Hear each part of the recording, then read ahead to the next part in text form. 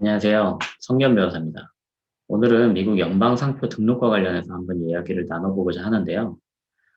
최근에 아마존 브랜드 레지스트리 등을 통해서 미국 진출을 생각하는 많은 한국 기업들이 상표와 관련해서 가장 먼저 질문하시는 내용 중에 하나가 바로 반드시 미국의 상표가 등록되어 있어야만 법적인 보호를 받을 수 있는가입니다. 결론부터 말씀드리자면 아닙니다. 그렇지만 일반적으로는 미국 연방상표 등록이 권장됩니다. 미국에서는 등록 없이 상표의 사용만으로도 보통법상의 권리를 취득할 수 있기는 하나, 연방 상표 등록을 하는 경우에는 등록된 물건 또는 서비스와 관련해서 전국적으로 상표에 대한 소유권, 이 배타적인 상표 사용에 대한 법적 추정을 받을 수 있음은 물론, 향후에 연방법원의 상표법 관련된 조치가 가능하다는 점에서 반드시 미국 연방 상표 등록을 권장하고 있습니다. 그렇다면 미국 상표 등록을 위해 필요한 절차는 무엇인지 한번 알아보겠습니다. 첫 번째로 연방 상표 등록이 가능한 물건 또는 서비스인지 여부를 확인하셔야 합니다.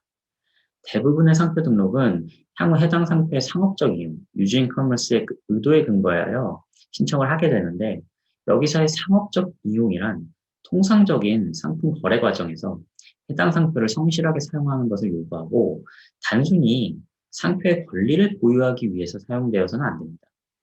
다시 말해, 상업적인 목적으로 실제로 제품이나 서비스를 판매하고 있거나 장차 판매할 계획이라면 연방 상표 등록에는 특별한 문제가 없다고 볼 수 있습니다.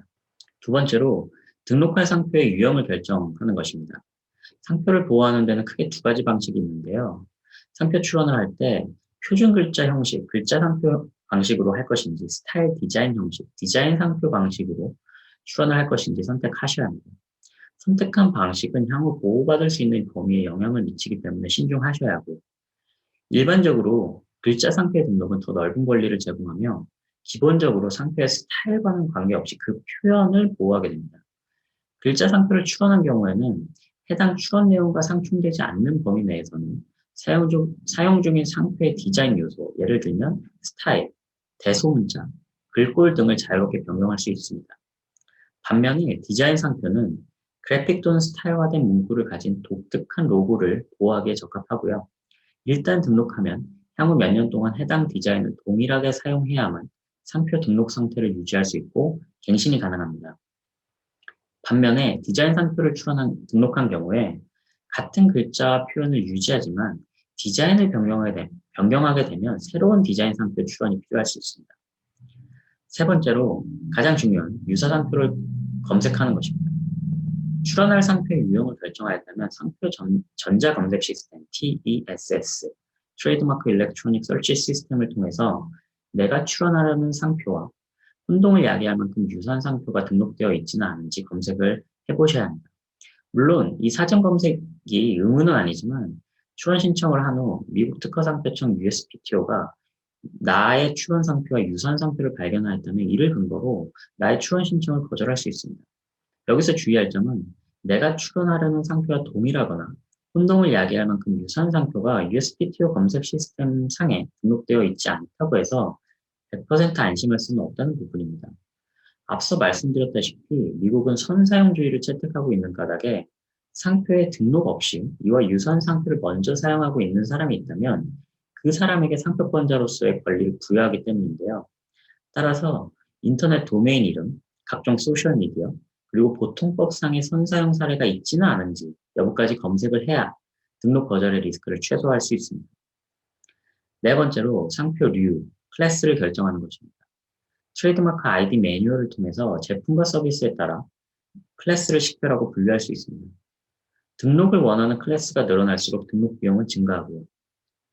일단 신청하게 되면 나의 제품과 서비스의 범위를 넓히는 것은 어렵고 좁히는 것만 가능하니 최초 출원 시 주의할 필요가 있습니다. 다섯 번째로 출원서를 작성하는 것입니다. 출원서는 USPTO가 연방 상표 등록 여부를 결정하는 법적 근거가 되기 때문에 USPTO가 요구하는 모든 작성 요건을 갖추어야 하고 이미 상업적 이용 중인지 상업적 이용의 의도로서 출원을 하는지에 대해서도 명기해야 합니다. 본인이 직접 작성한 경험이 없다면 특허 출원에 비해서 비교적 단순하고 비용도 크게 부담이 없기 때문에 처음부터 상표 변호사를 통해서 작성을 하는 것이 거절료를 줄일 수 있는 좋은 방법이라고 생각을 합니다. 많은 분들이 출원서 작성 자체는 크게 어렵지 않아 비용을 줄이기 위해 스스로 하시는 경우가 종종 있는데 혹시라도 나중에 USPTO의 중간 통지, 오피스 액션이 나올 경우 이를 대응하는 것을 어려워하시는 경우를 종종 보았습니다. 특히 substantive한 사유, 예를 들면 유사 상표와의 혼동 가능성에 대한 답변이 요구되거나 상표의 식별성 부재에 대한 답변이 요구되는 등 변호사의 리걸 리서치와 미국 상표법상의 법률적 판단이 필요한 경우로 이 오피스 액션이 나온 경우에는 반드시 IP 변호사와 상의하여 대응 방안을 논의하실 것을 권장합니다. 마지막으로 출원 양식을 최종 선택하고 수수료를 결제하면 출원이 완료됩니다. 출원서 작성까지 완료되었다면 상표 전자출원 시스템인 TEAS, 트레이드마크 일렉트로닉 어플리케이션 시스템을 통해서 출원 신청을 하면 되는데요. 최초 출원 시 TEAS 플러스와 TEAS 스탠다드 두 가지 옵션이 있기 때문에 이 두 가지 옵션 중에 어느 것이 나에게 더 적절한지를 판단하고 출원을 하시면 됩니다. 마지막으로 신용카드, USPTO 예치금, 온라인 이체 등의 방식으로 출원 비용까지 결제를 하면 출원 신청이 완료됩니다.